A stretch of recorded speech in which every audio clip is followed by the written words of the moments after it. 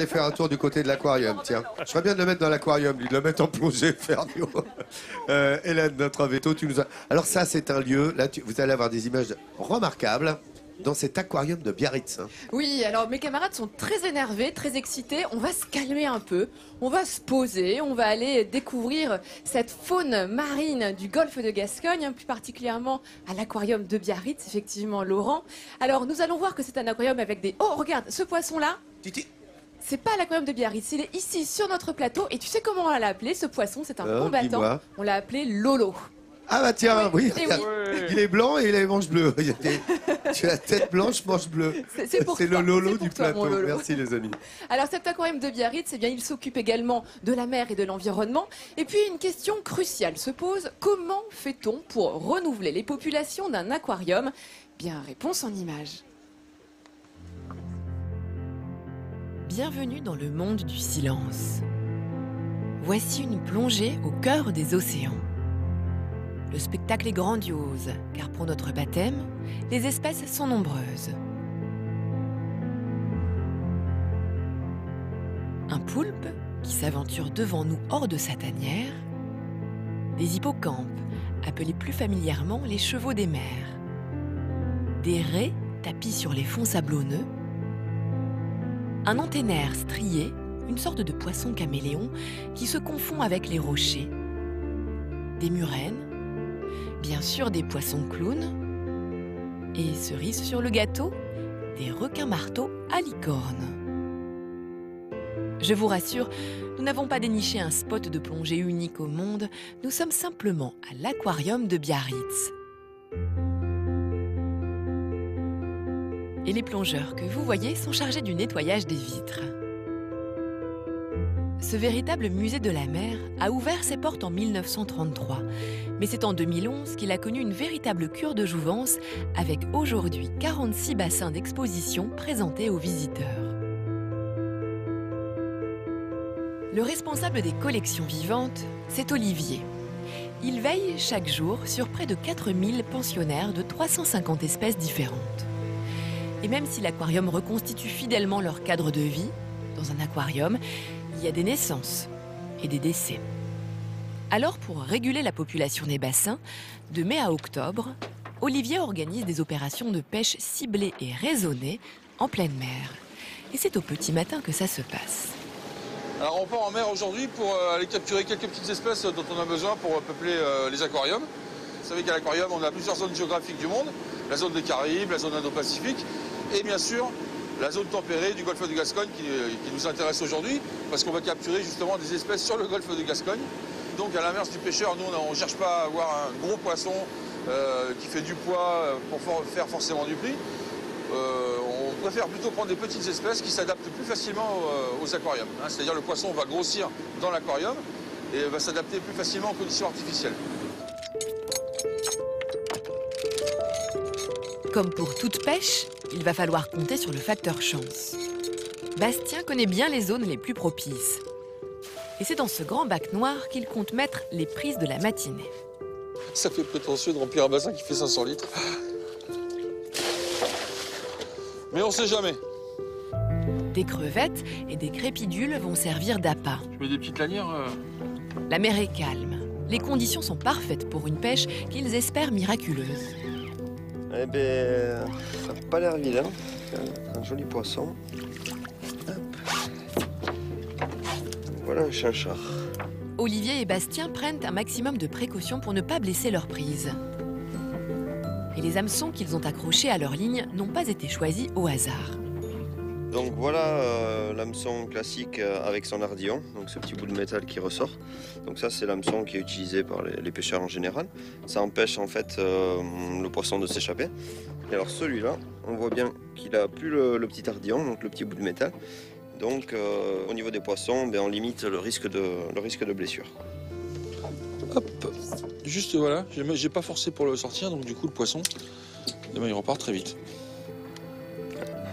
Le musée de la mer de Biarritz est inscrit avec d'autres aquariums dans un collectif d'entraide afin de s'échanger les poissons qu'ils auraient à leur disposition. Certaines espèces sont même parfois un peu trop présentes. Alors ça c'est un sard à tête noire. Et Donc c'est une espèce qui est déjà bien présentée à l'aquarium qu'on a déjà, donc on va la relâcher tout simplement. Hop. Celui-là, on l'a déjà. Nos drôles de pêcheurs ne vont pas rentrer bredouille. Clou de leur capture, une rascasse aux nageoires épineuses remontée des fonds rocheux. On va essayer de ne pas se piquer quand même.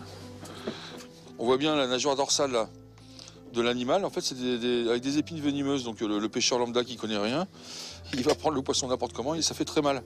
Tu sur les lignes, tu coupes. Après 2 heures en mer, c'est le retour.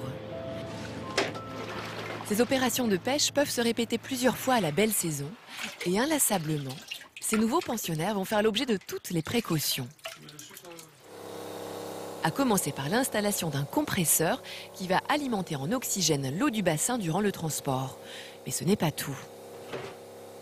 Alors le camion est isotherme, on peut maintenir une température de 8-10 degrés comme de 25-30 degrés selon les espèces qu'on transporte. Donc pour faire court, quand on transporte des espèces tropicales l'hiver qui fait froid, on peut chauffer. Et quand on transporte des espèces d'eau froide l'été, on peut refroidir.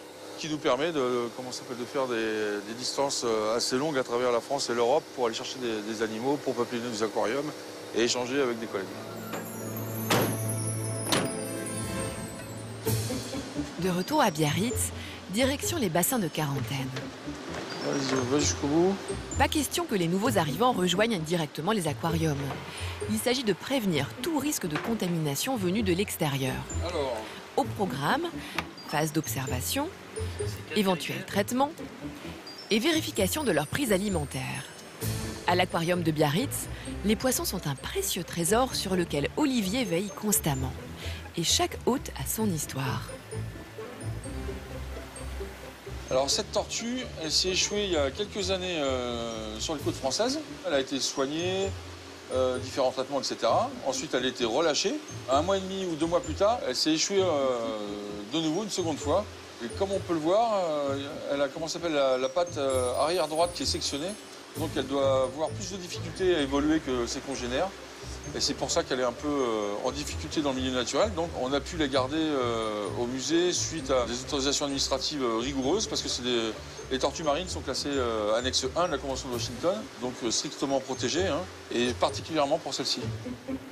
Au-delà de sa mission première d'accueillir les visiteurs, l'aquarium de Biarritz est résolument tourné vers l'extérieur.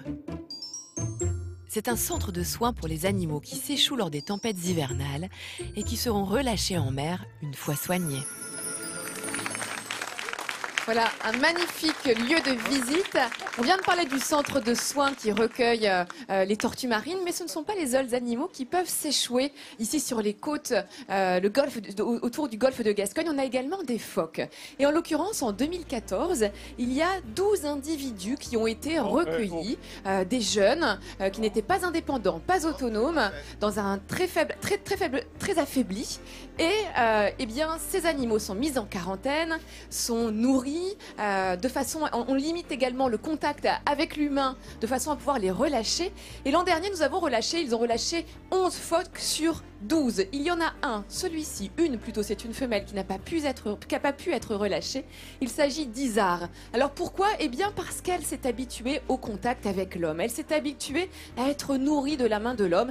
Peut-être est-elle un petit peu feignante. En tout cas, on ne pouvait pas la relâcher. Elle a été gardée à l'aquarium suite à un accord avec, bien évidemment, le ministère de l'Environnement. Et aujourd'hui, elle a rejoint le groupe des phoques de l'aquarium. Elle a également son training médical. Et puis, elle est là pour le plus grand plaisir des visiteurs. Ces visiteurs, ils sont nombreux, Laurent, à l'aquarium de Biarritz. 290 000 visiteurs par an. C'est vraiment un très bel endroit. Et puis, c'est un établissement qui s'attelle aussi à la sensibilisation du grand public en accueillant des groupes scolaires de tous les âges. On a des ateliers pour les classes de maternelle jusqu'aux classes de lycée. Et là, nous avons assisté à une balade sur l'estran pour découvrir la faune qui peuple les rochers, les anfractuosités, les crustacés là, que nous pouvons voir. Il y a également des mollusques.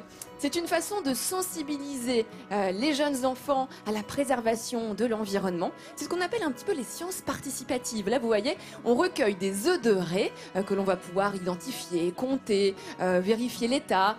Donc c'est vraiment toute une démarche de sensibilisation du grand public qui est extrêmement importante et qui fait partie eh bien, de ces à côté que nous offre l'aquarium de Biarritz, que vous allez pouvoir visiter tout l'été également jusqu'à minuit. C'est une heure d'ouverture un peu originale l'été qui permet de voir en nocturne cet établissement. Eh bien, pour toutes ces raisons et pour toute cette implication de l'aquarium pour la préservation de l'environnement, je remets à Olivier le sourire de France pour vous-même et pour toute l'équipe de l'aquarium. Merci beaucoup. Merci beaucoup. C'est pas le travail d'une seule personne, bien sûr. C'est le travail de toute l'équipe aquarium, de l'équipe technique, de l'accueil, de la boutique, etc.